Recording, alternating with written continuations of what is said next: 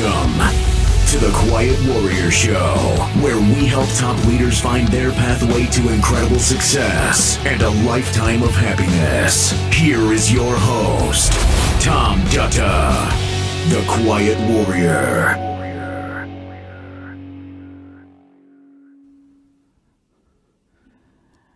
All right. It's Tom Dutta here, and we're live. We're live streaming everyone against YouTube, Facebook, and LinkedIn. And well, this is a brand new series, and it is called Way of the Quiet Warrior Real News. I'm excited to tell you that we are making a major feature film, and I wanted to do a series of these recordings and maybe create my own indie film at some point down the road that will be used as bonus footage in this movie. But today I want to focus on how did we get here? How did we get to creating a feature film? And how did a guy like me, Tom Dutta, for those of you who don't know me, you can visit my website, www.KRE-AT, that's KREAT.ca, and you'll be able to find my bio under the Who page. And why I think that's important to share a little bit about who I am is I never imagined I'd be sitting here in a role of a movie producer, let alone even having a film made of an award-winning book and the story of my life and my journey through business. But here we are. And to many people, they ask me, Tom, how did you get to where you are? And I always like to quote some of the mentors I've had in my past. Napoleon Hill said that all things are created twice. They're created first in thought and second in the physical equivalent. And I have a lot of thoughts. For those of you who may know me, my brain is three-dimensional. I've been told that by others I work with. I can jump from the different quadrants left and right of my brain. If I'll be talking to you and somebody will say something and I'll have a thought and I'll jump into my creative brain and back and forth. So I see the world three-dimensionally. And so as we're making a feature film, there's a lot of things that are going on. What I want to do is use this series to share with you the behind the scenes work of how we're actually creating this feature film. We're going to have the next episode, Real News number 2. I'll be bringing on the award-winning director and a very talented man named Josh Menning. Now, Josh is the owner of an indie film company down in Ohio called Menning Films, and we've created a partnership between my company, KRE-AT. My company is a training and development company, and I'm the lead trainer in that company and the founder. And I basically, after 30 years of being a corporate executive and building and growing companies around the world, I decided a decade ago to create my own business, to take what I learned and to be able to teach. And I've developed a series of programs and courses that I teach through my training company. But how did we get to creating a feature film, and how did I get to create this partnership I just mentioned with Menning Films, an indie film company? I want to go back to something called my vision board. A lot of people in business will do visioning. Companies will create their vision of what their future will look like. In 2009, I had some interesting events in my life that occurred, and you'll find some of that noted in my book, The Way of the Quiet Warrior. And I decided to seek and learn about the true meaning of my life. And I went through a program and I developed the vision of what my life would look like 5 years in the future. And one of the things I discovered is that my life was going to change, and I was going to develop a platform to get the word out about the mission that I have in my business and also based on the experience I've had in my personal life. And so what is the mission? Well, the vision board, and I'll be producing this into a larger small film at some point. I'll be putting in pictures, and one of the pictures I have, it's on the wall of my office, is my vision board, which actually shows a series of pictures, and one of them is a movie reel. One of them is a picture of a book. And so I manifested a lot of those things from my thinking, things that I was dreaming and thinking about and creating for getting the word out about all of my work. So let's go back a little bit and talk about how did we get here. We'll start back to 2016, I guess, and I wrote the book, The Way of the Quiet Warrior. Now, it was one of the things that I didn't intend to do. I'd been given a lot of books, and I thought, well, it's time that I put pen to paper and actually did something with my ideas. And many of you out there, if you haven't written a book before, it's not as hard as it looks, but the thing you have to get past in the first step is the fear of how do you do that. Just like becoming a movie producer in the Way of the Quiet Warrior film project, I had no experience of being a film producer, nor did I have experience of being an author. What happened was I got on an airplane and went to Holland, Michigan, and met with a company called the Wisdom Link. And there I still have a mentor. His name's John. And the company spent a day with me and helped me take all of the wisdom out of my head. That went back decades in my career. And we created a business model to create the company, well, a play on words, KRE-AT, K-R-E-A-T. You might see a little video in this production on that. And the whole idea was to create a business model where I could go out and I could teach and train business people based on the learnings and the experience I had in 30 years of being a leader in business. But as I was leaving that meeting, John said to me, he said, read this book, and the book was called Thought Leader. And I thought, well, okay, well, why should I read this? And John said, you need to write a book, Tom. And so for all of you watching who don't know what a thought leader is, you can be a thought leader. There are thought leaders all over the world. Maybe there's 2 or 3% of people who do something with the idea of thought leadership. A thought leader is somebody who sees the world through a very unique lens. A lot of times they see the world through their experiences or their story. My experiences is basically from being a kid growing up into the business world, becoming a manager and then a CEO of a company, and learning throughout how to create and build business, and then changes and all what I call fortuitous intersections in my life that led me down a path to discover really what is it I should do with all of this. And so John said, you know, you need to go out there and you need to share that and develop a platform. So let's talk about what the platform is. Now, my business platform as a thought leader includes my company, KRE-AT, where we do workshops and training and leadership development with people who are running companies around the world. Number 2 is the book. I wrote a book, and you know, when you're an author and you write a book, you really write a book to develop deep relationships with your readers. A lot of what I do as an author is to educate and entertain and inspire people through my word. The third part of my platform is, well, you're seeing me recording some of it here, is the Quiet Warrior Show. I decided to create a podcast. I was actually a guest on a podcast years ago by the publisher based out of New York, Morgan James Publishing, who believed in my story and published my book. And they invited me on a radio show, and I loved the experience. And I remember going away writing a note that I want to create my own radio show. And I want to thank a fellow named Jody Mayberry, who is a mentor to me. And through a series of Zoom meetings and mentoring, he helped me over a 2-month period launch my very first radio show. Now, the Quiet Warrior Show, you can subscribe to it. You'll find it on any of your favorite podcast channels. But that's also a big foundation around my platform. And I'll explain to you why that's important to the work I'm doing as it relates to the film. In 2016, in November, is when I launched the radio show. And it was just on a dream of having a podcast. I thought I'd do some interviews. Maybe as a thought leader, I would express my views and my thoughts of how I see the world through this unique lens I have. And that show basically took off. They told me many podcasts end at 10 episodes. We are now past 170 interviews in just 3 and a bit years. And I'm excited about it. And the pipeline of guests is just so full. Well, what did that do for the platform, and how does that relate to making a feature film? I believe that if you're going to be involved in the film industry, you need to have a platform to distribute the film, a platform where people can come and see your ideas and hear about the film. You have a better chance of success, especially when you get to later parts of the film project, and we'll talk about that in just a bit. The Way of the Quiet Warrior, or the Quiet Warrior radio show, is across all internet channels.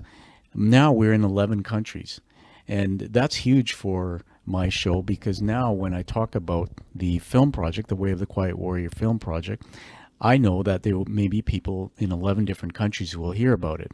Later, as we get to post-production and releasing the film, we'll be able to communicate with those people about how they can actually see this film. So the platform that I have, not only including the things I've just mentioned, the radio show, it was missing something.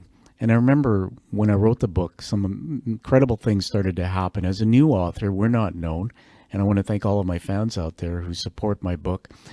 When I wrote the book, it was really for the purpose of what my mentor John told me: just write a book and get your thoughts out there so you can teach people, you can develop relationships with people. And that's what authors really want, is for people to learn from their work and maybe just take some action from something that they read in their books. I want to just read you some of the things that happened since I published the book. The book was published in July 4th, 2017. Now, early praise for the book, if you pick up a copy of it, you'll see 20 testimonials. Now, a testimonial is simply somebody's written a blurb, I call it, and we've put it into the book.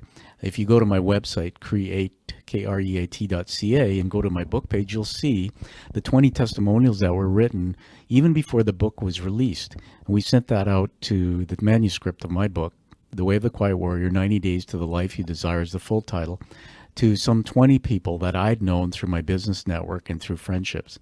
And we said, could you please read this and write an early review for it? And that's being published in the book, and again on my book page on my website. Now, why this is important is what I didn't expect when I wrote this book is what would happen after I started marketing it. And this is something I want to make sure you understand, that when you write a book, nobody will know about it. You're not known. As a new author, you have to work every day to market it, to share it on social media, to talk about it in the media, to get out and find ways to, do interviews and book signings. I worked very hard for the first year, and I listened to what my publisher taught me, and they said, Tom, go out and get reviews. I'm excited to tell you that I have over 170 reviews that have been written by just people out in the world who have read this book. And those are posted across Amazon. Amazon.ca is the Canadian Amazon website, Amazon.com in American. And what I learned is, and what you may not know, is in each country there's an Amazon website, and each platform is separate. So when people read my book in Germany, which they have, they will post a review on the book itself on Amazon. And those reviews are vetted by Amazon and approved, so they have to be authentic. As we started to gather momentum and pick up reviews, when I crossed the first threshold of 25 reviews, which was a major milestone for the publisher said, Tom, if you get 25 reviews on any book, they will then share that with the sales reps who communicate with the distribution network, which is the stores that desire to carry your book. So this is why reviews really matter to an author.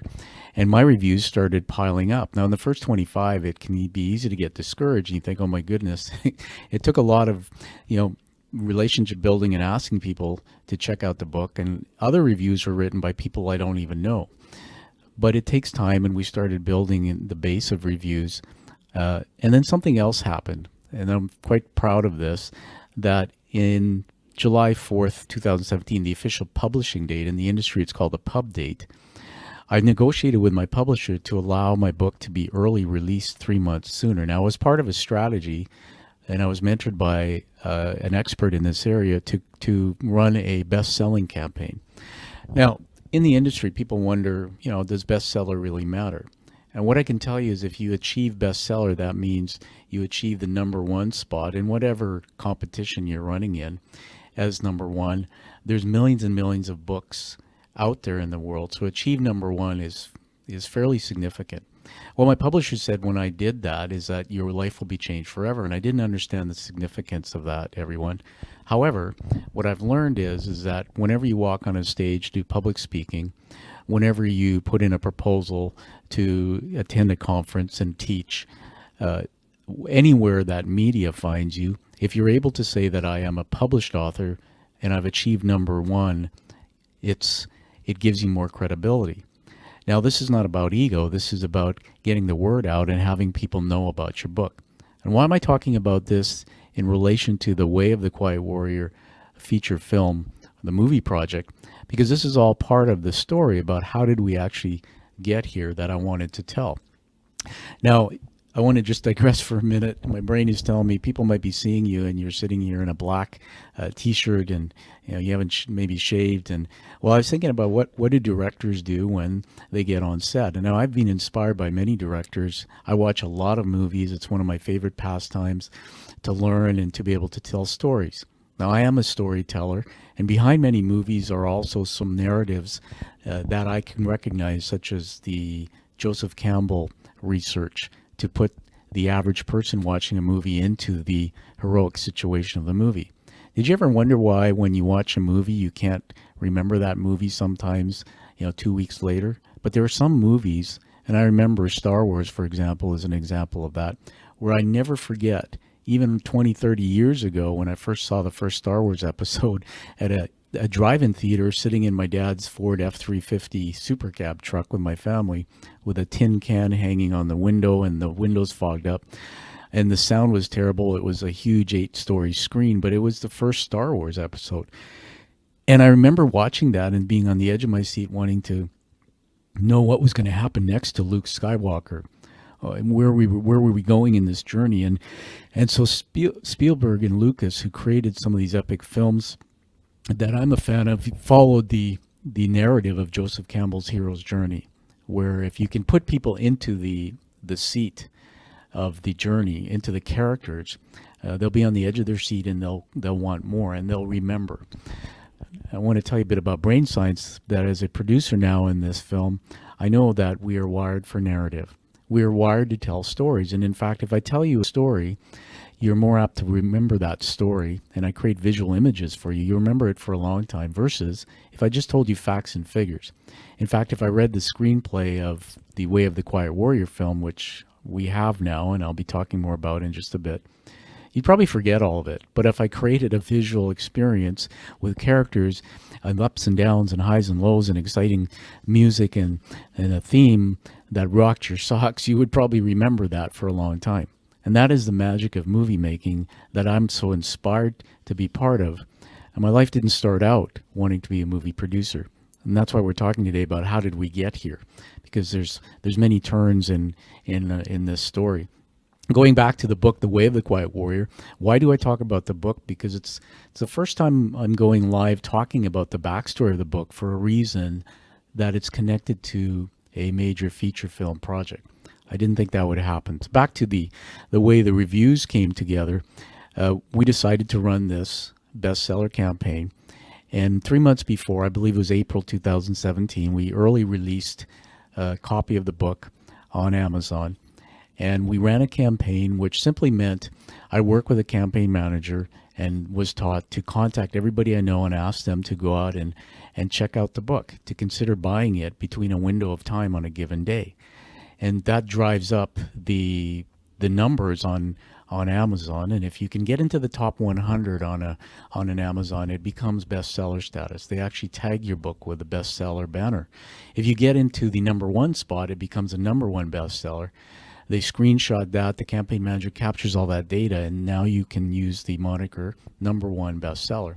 Well, here's what happened on that day. I never forget it. I was driving in my car down the highway to a business meeting, and I was just so mesmerized and preoccupied with this bestseller campaign, and having not done it before, I had no idea where we were headed with this. And what happened was the campaign manager, who is in the United States, I'm in Canada, basically said, "Tom, you just hit number one in Canada." And I was just, okay, that's great. What the heck does that mean?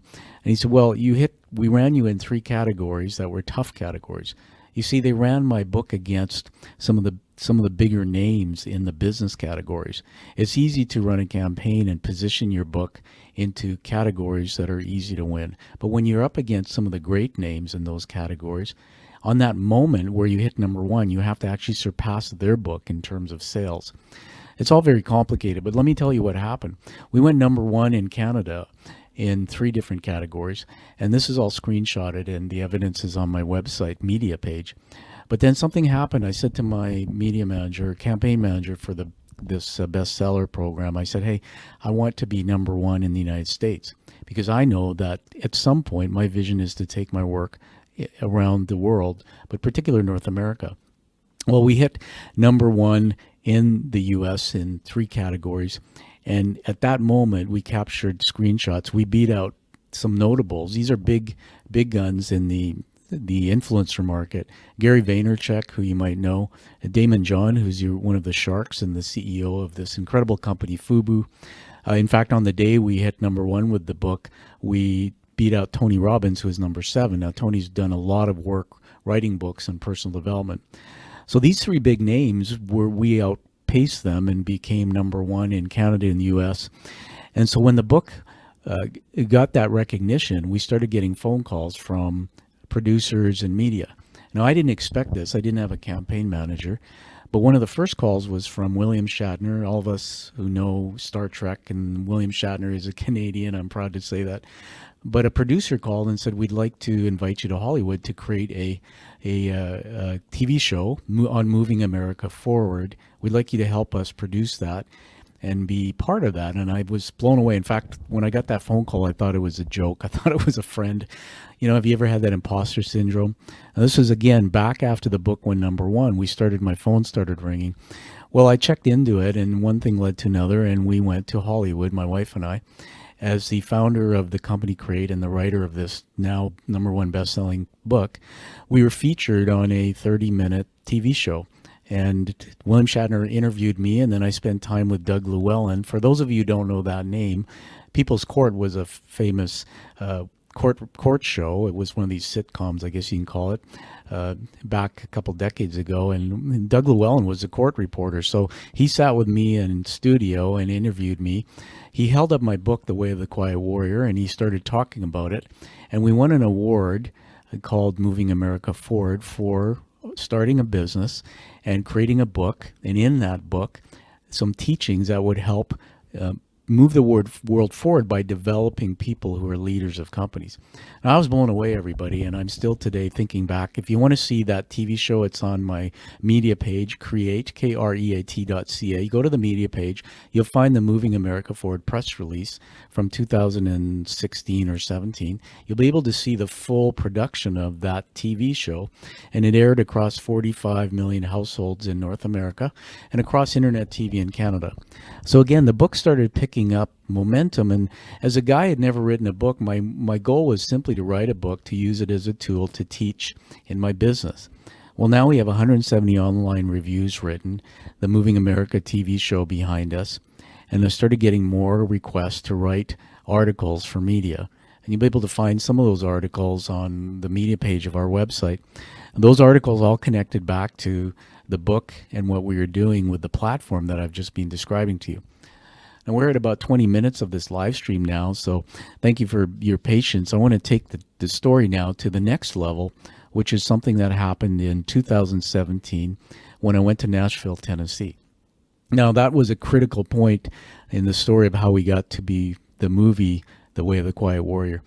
And my publisher, Morgan James Publishing, is a New York publishing house. And I want to tell you that it's very difficult to get a book published. I'm a literary scout now in the industry of publishing. So those of you who see this, who maybe have a manuscript or have written something that you want to take to the industry, you can always connect with me, and I'll share with you the process. Millions of manuscripts get written every year, but very few of them make it into publishing. Here's why: because the bar when you're in the publishing world as an author is very high. Your manuscripts have to pass many bars of quality and integrity. And what the publishers, the good ones, will tell you is they buy you first before they buy your book. You see, I wrote my book, but my book is really based on my learnings and my experience in life and business. They look hard in the soul of the author. You know, is this person congruent to what they're writing about? What is their mission and purpose behind their work? Are they doing it for fame, or they're doing it for a purpose beyond themselves? Well, my publisher believed in my story, and Morgan James published it, and they invited me down to Nashville, Tennessee for something that no other publisher had done at the time, which was called the Red Carpet event. Again, on my media page, you'll see my interview. It was 2 or 3 minutes, where they interviewed me holding my book on a red carpet. And Nashville, Tennessee is a really cool place. I'd never been there before, so my wife and I took a trip down there. And I had my, blue suit on. I was told, dress up because this is your chance to be at the Oscars for books. And I remember walking into that room that day, and it was a ballroom in a small boutique hotel. Never forget the hotel. It was called the Preston Hotel. And there was a gentleman sitting at the table, and we'll talk about him in a moment as well. And his name was Eddie Anders. And at one of the next episodes of the Real News series, I'll be talking about the film team we've built. It's important to know the others behind this, and Eddie Anders was one of them. And Eddie was there debuting his first book, and we met, and I hadn't talked to him probably for a couple years after that. I found his book interesting. It was called Waking Up Dead. I also found out that he was a phenomenal individual from the music industry. So he was a performer, and he had performed and created music, collaborated with some of the greats around the world. I mean, the list of the people that he worked with was incredible. He also had an amazing voice and an ability as a musician. And so I was thinking about, Eddie's a good guy. Maybe at some point down the road we might engage. I brought him onto my podcast, my internet radio show, The Quiet Warrior Show. You can find the episode. And he talked about his book, and he talked about the story behind it. And at that time, we parted ways, and I wished him luck. The next person I met through the journey of becoming an author and writing my book, The Way of the Quiet Warrior, was a fellow named John Kitson. Now, his real name is John Smith, but he decided to use a name for his publishing because there's a million John Smiths out there. And this is all legit. But anyway, I met John, and one thing led to the other. And what authors do a lot of times is when we write books, we tend to help other authors by reading each other's books. We inspire each other. We learn from each other. And I want to say to you that I do some traveling in my car. I listen to audiobooks. I probably listen to 2 books a month and read some books as well. You can develop a wealth of knowledge and positivity in your thinking just by reading content. In fact, you can get a university degree by reading. I think one of the powerful ways of having your education upgraded is to just find books. So as I met John Kitson, he wrote a book called Song of the Tree Frogs. And it had a pretty funky title, and I thought, And so John and I got to know each other just from Zoom and video conferencing. He lives in Ohio, and I'm up here in Vancouver, British Columbia, Canada.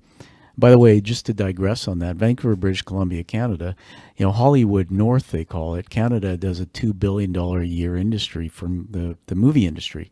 In fact, as I sit here, and we'll be doing some short videos, some live streaming out on site as I develop this series for the movie back content.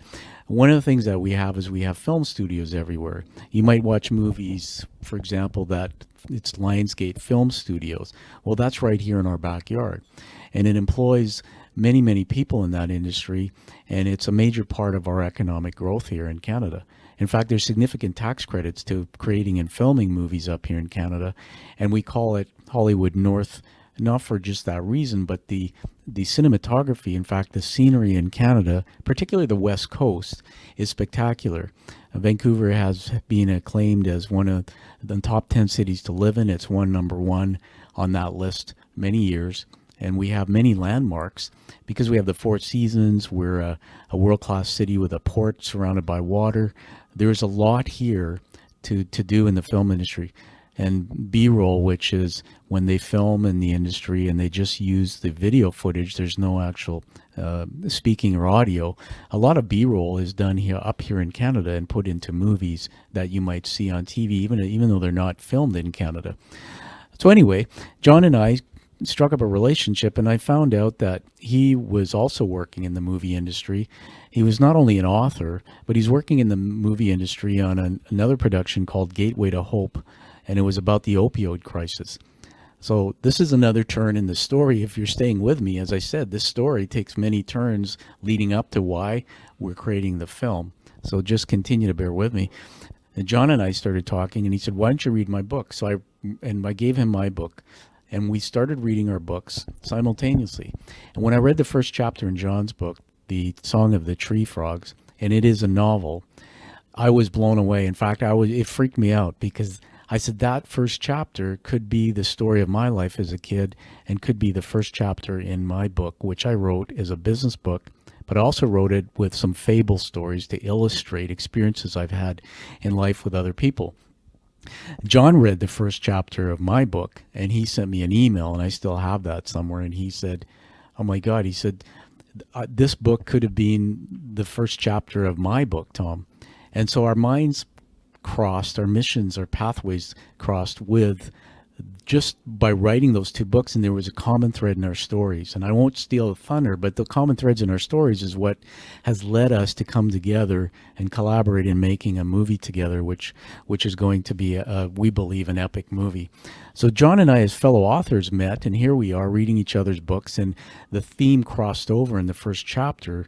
it was a similar story. One was reality nonfiction, and one was a fictional novel.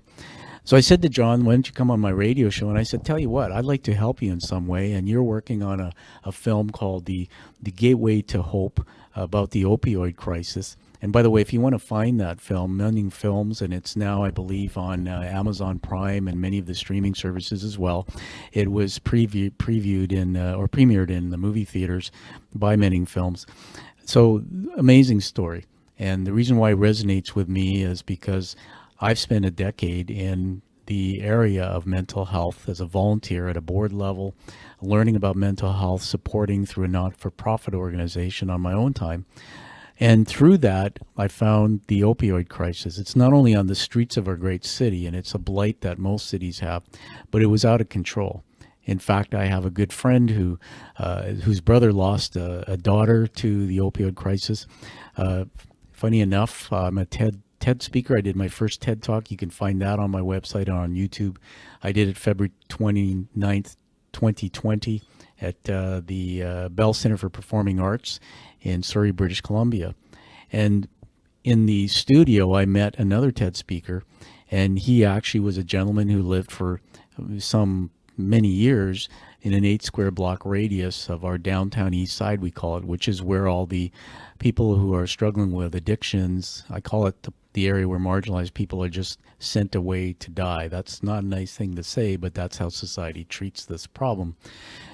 As the numbers started growing with the opioid crisis, and having met this individual, I was blown away because he found his way out through a safe injection site, then through getting professional medical care and being given options to move his way out of the addiction now he has a family and he has a job, and he's doing a lot of amazing work around the world to help people understand the whole issue of the opioid crisis and the way maybe forward.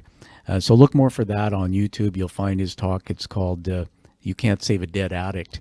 One of the things he told me in that episode, I interviewed him on my radio show as well, is he said, Tom, I overdosed 6 times. I should have been dead 6 times. Yeah, absolutely incredible. I want to tell you a quick story, though, and this is another parallel to the movie project, that through the work I do volunteering in the not-for-profit sector, we not only provide beds and shelters for homeless people with the work that I'm doing, we also provide services for people who are marginalized, who need help dealing with addictions, who need perhaps resources to find their way to get through that chapter and recover. And I went into one of Canada's first safe injection sites called Insight. This was a trailer setup, and I did a tour of it a couple years ago, and my heart just grew. I walked in the door, and they told me to be quiet, and I saw these chairs lined up, almost like you have cubicles in a workplace. You had all these cubicles, and there was a person sitting with somebody else, and it turned out there was a health practitioner, probably a nurse, and somebody was addicted to some type of drug. And that person was being administered safely their drugs, and then given opportunities and programs to be educated and maybe find their way to safely move on from that addiction. They also told us that there were people that would be sitting there who would be overdosing. And the problem with the opioid crisis is, as you know, on the streets, when bad drugs are found, they're injected unsafely and people overdose, and those drugs killed very quickly. Well, in safe injection sites, in this particular one that I was in, I could see, and I literally said that any one of those people, when I looked down these cubicles, could be my daughter. It could be your son or daughter. I was horrified. But my heart grew because these people were there getting help, and many of them were being saved from overdose. So why am I telling you that part of the story? Well, because it leads back to, again, the vision and the experiences that we have in our lives. As I said up front, Napoleon Hill, who's a great thought leader, said, everything is created twice, once in thought and once in the physical equivalent. I had a thought to go out and seek understanding of mental health and understanding of some of these addictions. Those who have read my book know my father was heavily addicted to alcoholism, and I believe he had an underlying mental health issue from his own childhood. And I started learning about drugs and what place that plays with people in life who, through one maybe thing that was said to them in their early years, feel self-worth is lacking, feel they're not enough, and they end up in the wrong path taking drugs, and they don't know these powerful drugs can be addictive. So that's why I'm telling you this part of the story, and what it has to have to do with the movie we're creating. The movie's not about opioids or the opioid crisis, but it's about that thread in the story that led me to meeting this fellow John Kitson, who's a fellow author, who is involved in making a feature film about the opioid crisis.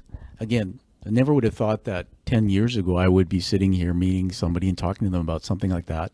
At the time I met John, I had told him, come on my radio show, The Quiet Warrior Show. I want to help you.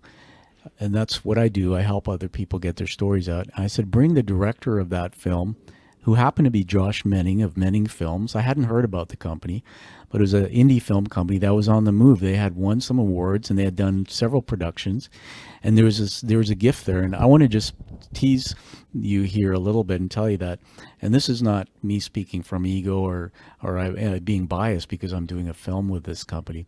I have seen the work this company's done, and this young director, I believe it's like looking at a young Steven Spielberg. The mind of this director and the ability through the lens for what he's done is incredible.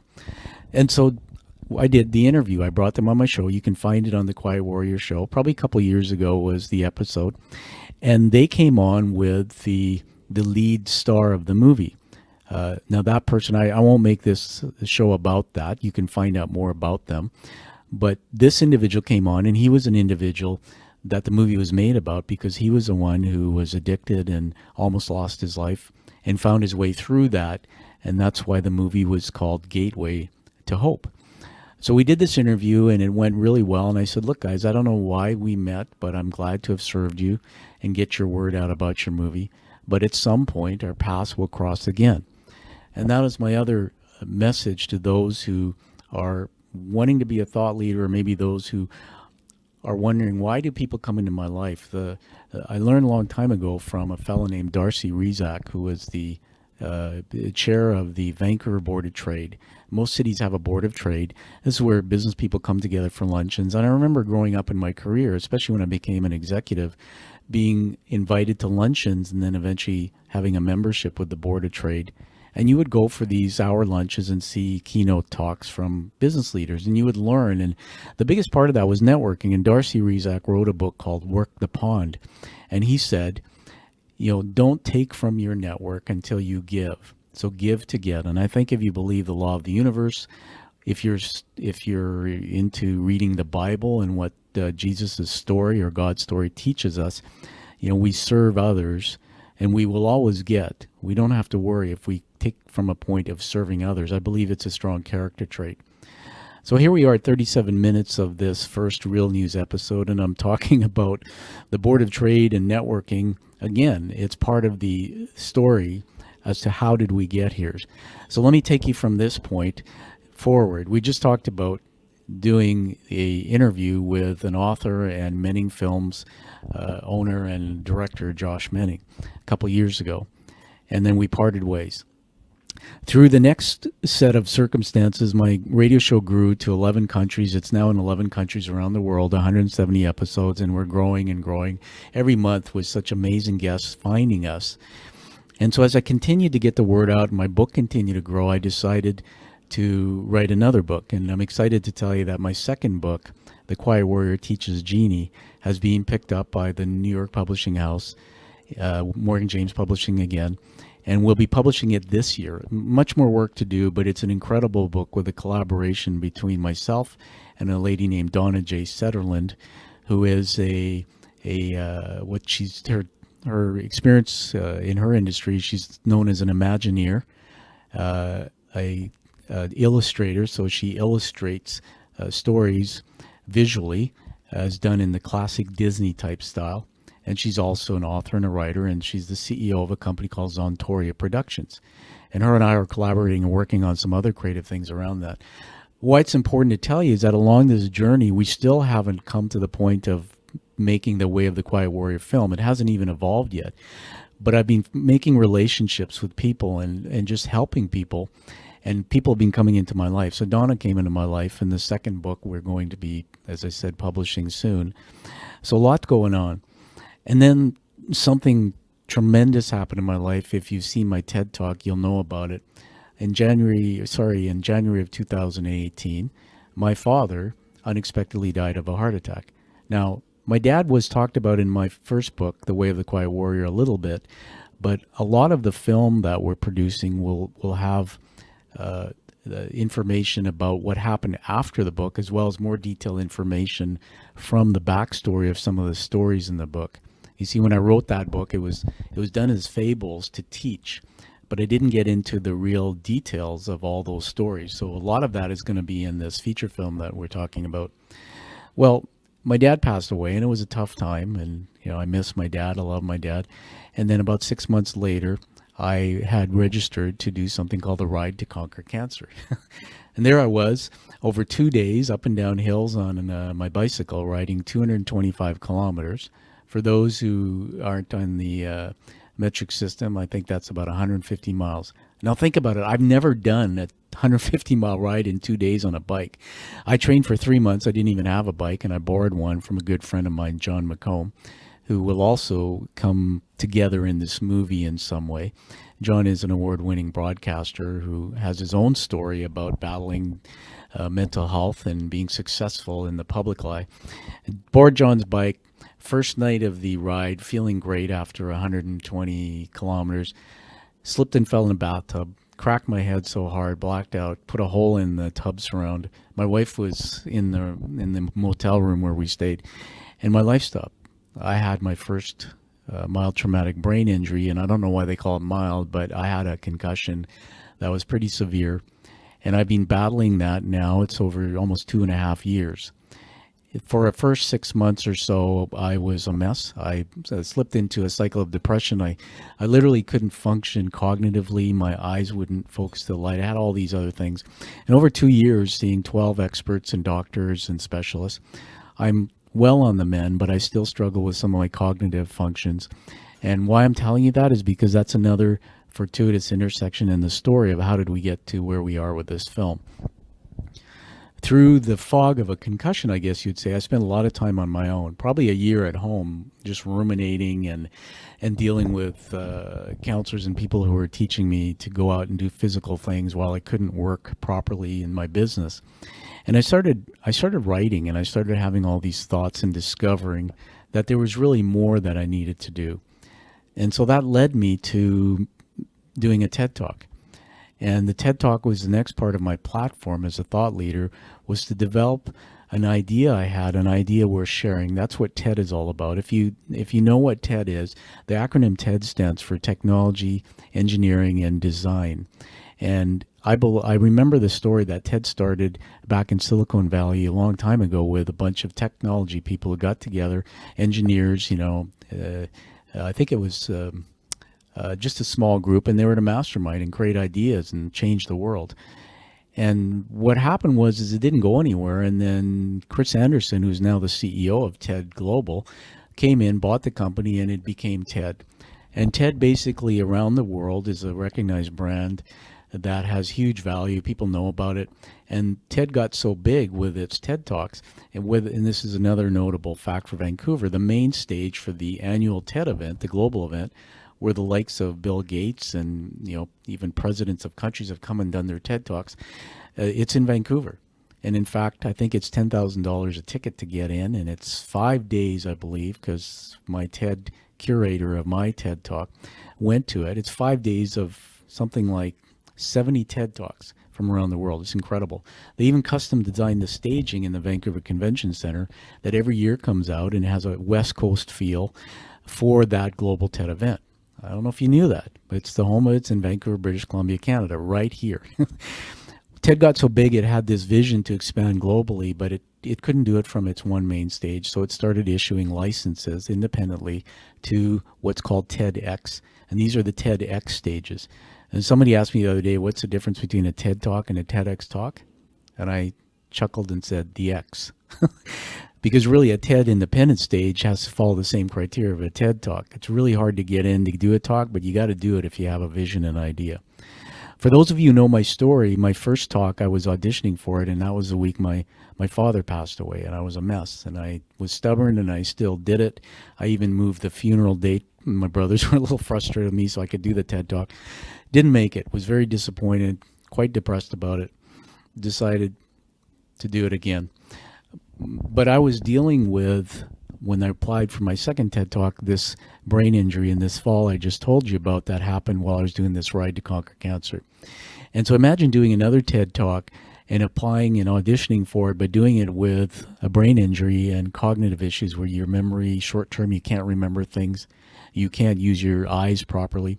That's what it was like when I stood on the audition stage. And thankfully, I prayed a lot on it, and I had some people helping me, some speaking coaches. I qualified to do my TED Talk. And so I did the TED Talk February 29th, 2020, as I had mentioned a moment ago. And that became part of the next journey in the feature film. And what you'll see in the feature film as we make it is there'll be a thread of that TED Talk, which is going to shape an epic part of the film. And so more on that later.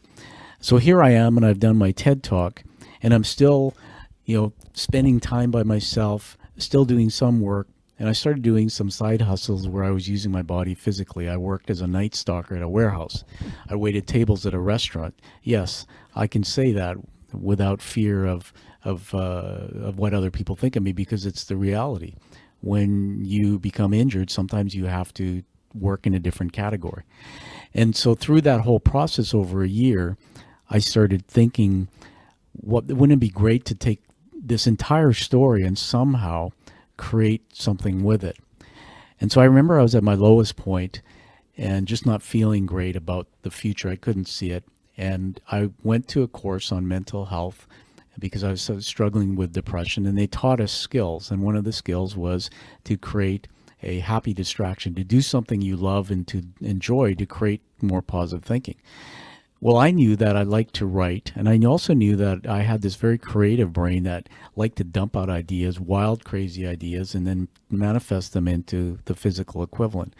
Now, how have I done that? As a CEO, when I ran companies, I would surround myself with people smarter than me.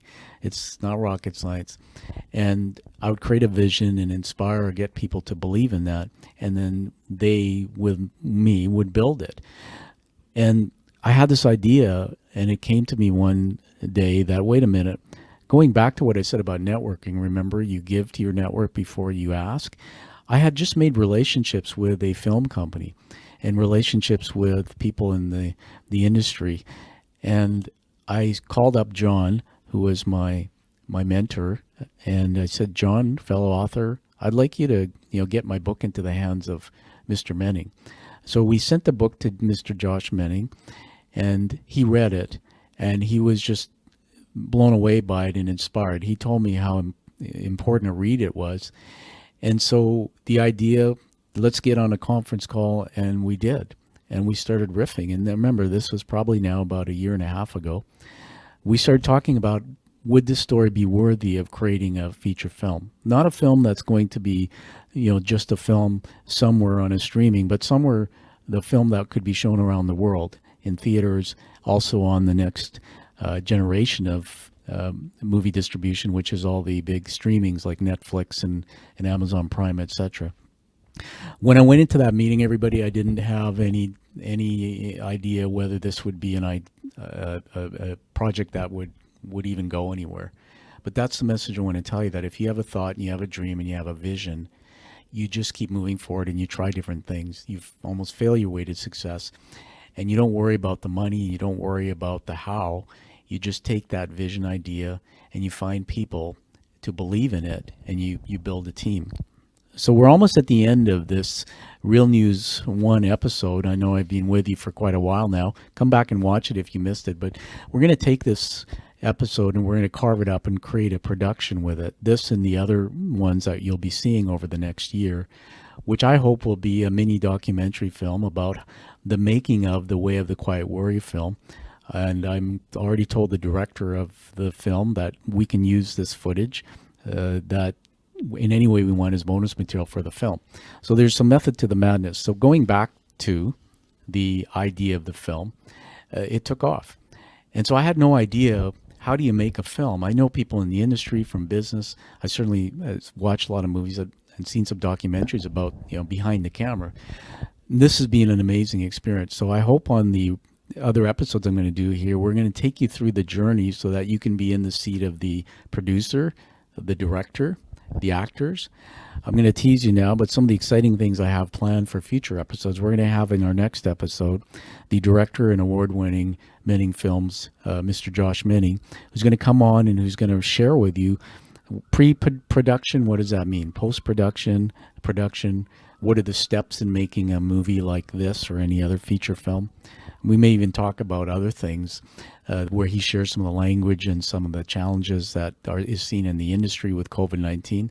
We're going to really get a buzz here with that next episode. I'm excited to bring that to you probably in the next month. My plan as we do more of these series is to bring on actors once we've built the team of actors. And by the way, I've said to my movie team, we're not going to spare any expense. We're not going to worry about money. When I've built strategies in the past for companies, you start with the end in mind, and then you create the budget, and then you go out and you fund it. If you start with the end in mind being we don't have enough money, you're going to end up with a mediocre production. So right now, there's no limits to what we want to do. We want this to be a world-class film with talent where the producer will go out and look for the best talent possible. And so lots of work to be done. After we met and we decided to kick this off, they said, Tom, we want you to help us write the screenplay. And I'm honored that they made me a producer in the film. And the reason why I wanted to be a producer in this film is because it's a film about my life and my life in business and experiences I've had. It's a film with many threads, many social issues, and many opportunities where people who will see it will get into the film and say, that's my story. They'll be able to learn something. They'll be able to have hope. They'll maybe be able to take a different direction in their life. This film is all about making an impact and changing the planet in some way. And we use the word epic, not for ego, but we want this to be a film that is seen worldwide and is a film that people will tell others to watch because of the content. And so they said, write some stuff. And I said, well, you already have the book. So what I did was, again, in the midst of having this brain injury, and it was very difficult because I said to the producer, the director and the production team, I can't really write and effectively do this. I'm struggling through this injury, but I will do it. So it took me 6 months, everyone, and I have put together a binder. It's about 4 inches thick of material, some 300 pages by the time it was all done. And in it, I took the Way of the Quiet Warrior book itself, and I took all the chapters of the stories in that book, and I created a narrative on what they actually meant. What was the real people and the real events behind those stories? Now, we're not going to do this film in a way that it's going to, reveal identities of people other than those people in my own life, which is part of my story. But we're going to use the themes of the experiences that I portrayed in the book as teaching moments in this film, which are epic. There's a lot of stuff that we're going to be sharing. I also said to the producer, when do you want this? And they said, well, as soon as you can get it to me. So I couriered it down and they received it. And so at that point, Josh Menning, the director of the film, John Kitson, who is another producer who I've talked a lot about on this call, who, by the way, has just released Song of the Tree Frogs, their next movie, and it's epic. I've looked at it. It's an amazing film. You got to check it out. John is also a university professor down in the United States, and he's also someone who is very artistic. He sings, and he's also a faith-based man. He does a lot of teaching in his church. It's incredible the depth of his knowledge and his talent. So now the film team has myself and the director and another producer. As we do the next Real News episodes, I'm going to be bringing to you other members of the film team. We've really excited to tell you we've signed up somebody who has a very, very deep background in the music industry. We've also brought on board somebody who has a very deep background in infusing humor, dark humor or light humor into scripts so that the audience can receive somewhat difficult information in a movie, they can receive it and go deeper by breathing, by having a chuckle, having a laugh. And that was some of the learning from my TED Talk, that humor in anything we do, whether it's a public speech or whether it's a movie that might have difficult content at times, humor is a way to get to people's heart, to get them to laugh, let go from the edge of their seat and receive more. So more on that member of our team that we've brought on, about his background and how I'm working with him as we're creating this incredible screenplay. Once the director team received the package of information, we started writing the screenplay. And I'm going to just tease you a little bit on that there's some tools that the film industry uses. There's an online platform called Celtics, where you literally can collaborate and screenplays are written. It formats it. And so the producers and the writers are in there. They gave me access to it, and it's been kind of fun watching it as it's evolved. And I've been contributing to that in a big way. So the material I sent in, which is combined from my own Lifeline plus the Way of the Quiet Warrior book and my entire platform or work I've done, we've taken that, and the first thing is they laid it out into sort of a storyline for the movie. And that took several months. And in fact, it went off the rails a bit because of COVID-19 and other things and distractions. But we got back on track with it, and we started doing Zoom calls with the movie team. And those Zoom calls gave updates, and we kept pushing forward. Then once the screenplay draft was done, the process I followed was to download it as the producer and to take it, and I went through it, and I read it out loud, and I went through it to look for various things. I'm just going to tell you a few of those things now without getting into the screenplay itself. I looked for my voice. The way it's written, does it hold my voice, how I talk, what I say? A lot of the character that's going to act me in the movie will be a business person, so is the persona right? We started looking at other characters that were part of my lifeline, from my family to my mother and father, and really looking at how can we bring those characters to life in a way where people say, wow, that I knew those people, and that is really how they were in their characters. As we went through, we went back and forth in an iterative process on the screenplay, and then we ended up with a draft that was acceptable to me and the team. The next thing we did was we sent that draft to the consultant that we brought on the team. His name is Noel Bentley, and I'm going to share with you more about him in another episode. But he's the one who is helping us infuse humor points into the script so that the audience can get on this roller coaster ride. Now, I want to tell you about one of the things I said to the film team. I saw the movie Rocket Man by Elton John. If you haven't seen it, it's a great film. I'm a big Elton John fan. By the way, when I did my TED Talk, my speaking coach said, go in the bathroom and look in the mirror and belt out a song to get your voice and your range. And I chose Yellow Brick Road by Elton John. I'm a big fan, and I watched his movie over and over, and I saw him speak about it, and he said, I'm very happy with the way my film turned out. He said, as a producer in the film, I wanted the highest highs and the lowest lows. And he said, I think the film did justice. The fans love it, has great music. And that's what I want to do with The Way of the Quiet Warrior film, is to have the highest of highs, the lowest of lows, incredible epic music throughout. A bit of a teaser here. The individual I mentioned from the music industry is now composing the song, which we hope will be an award-winning song for the movie. Incredible. And I'll be getting a first cut of that, probably the first performance of it and the lyrics. I've already seen some of it, and it's blown my mind. But we're collaborating. He's sending it to me with his initial thoughts, and I'm looking at the lyrics and seeing if it lands on my soul based on the theme of the film. And then I'm talking to my production team about it as well. So I expect that in the next month we may have the first draft of that theme song, which will be performed in the movie in a creative way. And I no doubt we'll be looking for some award-winning talent to perform it.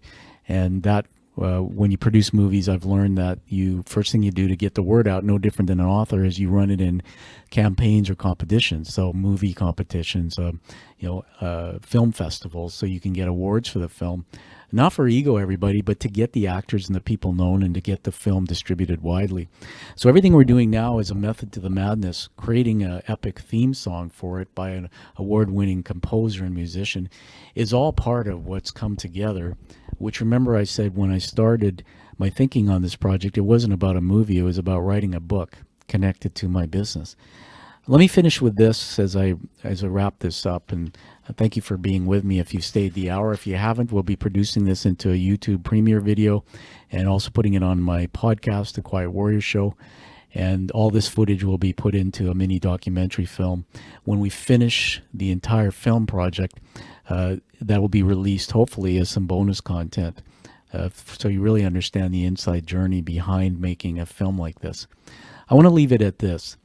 I'll be bringing on Mr. Josh Menning, the director and owner of Menning Films, in our next Quiet Warrior Real News episode 2. Look for that in about a month. I'd like you to go to my YouTube channel, that's Tom Dutta, and subscribe to it. And subscribe to it for 2 reasons. You can get the episodes of my radio show there, but also we'll be putting these productions that I'm doing for the Real News over there as well. You can keep up with the film. We'll also be revealing to you a website where you can go and sign up to get updates from the film. This is a website page that was put together by the movie company, Menning Films. And as you see behind me, my screensaver is actually a teaser. This is the concept poster for the movie. Now, the concept poster, if you go to your movies at the cinema, you know, when you walk down the hallways and you see all these matinee boards, coming soon, coming soon. Well, the movie company designed this concept poster, and the movie is called The Way of the Quiet Warrior, and it says based on true events. My big head's in the way there. But at the very top, you'll see Menning Films, and you'll see a little bit about the production.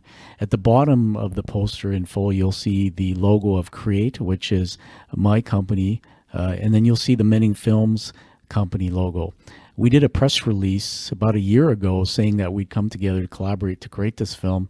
You can find that press release on the website KRE-AT.ca under the media page if you want to see more about what we said at that time about our vision for this film. And so everybody, I'm going to wrap up with this. You know, taking any thought you have, you too, if you have a thought, if you have a story, can turn it into anything, including a film. And I'm passionate and excited to tell you that we're moving forward full steam in 2021 to the next step after our screenplay, which is almost finished, to what we call the marketing and funding stage. And then there'll be obviously the talent stage where we put the actor team together. That'll be exciting. And then filming. We've made a big decision. I'm so excited to film this movie in Canada, as well as there'll be parts of it filmed in the United States. And I'll be scouting with the film team for locations based on this screenplay. And I can tell you that some of the vistas and what you'll be seeing in this movie will be incredible because of the country we live in, Canada. It has all the incredible scenery, all the 4 seasons. I'm just going to lead over now and just pull out one thing to show you before I let you go. And that is, I don't know if you can see this, but it's a Surloxed booklet. This is the screenplay for the movie. I'm holding it in my hands. I'm so excited, and quite frankly, I'm still in awe that we got to this point just from thinking about a movie. How do you do that? It's about a 98 page script. In movie making, 1 page of script is the equivalent of 1 minute of production. So as we stand right now, this script will be evolved as we start rolling with production. And what I've learned from the directors, even as we're doing the film, we'll be on set when the film's being done. It'll change. There'll be emotions and things that'll happen with some of the actors. We'll be looking at some of the lines in this, and as we hear them performed, we might shift on the fly and change it. But the core of what's in here in my hands, everybody, I've read it. Other people I know have read it, and I think you're going to be blown away by this amazing production, which no doubt we will hope to release, if not in 2021, barring COVID's cooperation, absolutely 2022. We'll be doing a premiere. My vision is to have one in Canada, inviting all the VIPs who are involved and in the networks we have, and also doing one in the United States because that's where my beloved film team is, and they have a lot of people there. There'll be opportunities to be involved in this film, I'm sure. Everybody wants to be an extra. Everybody wants to maybe contribute in some way. So more on that as this story evolves. Well, thanks everybody for being with me on the Quiet Warrior Film Real News Episode 1. I'll see you again on Episode 2. Thank you.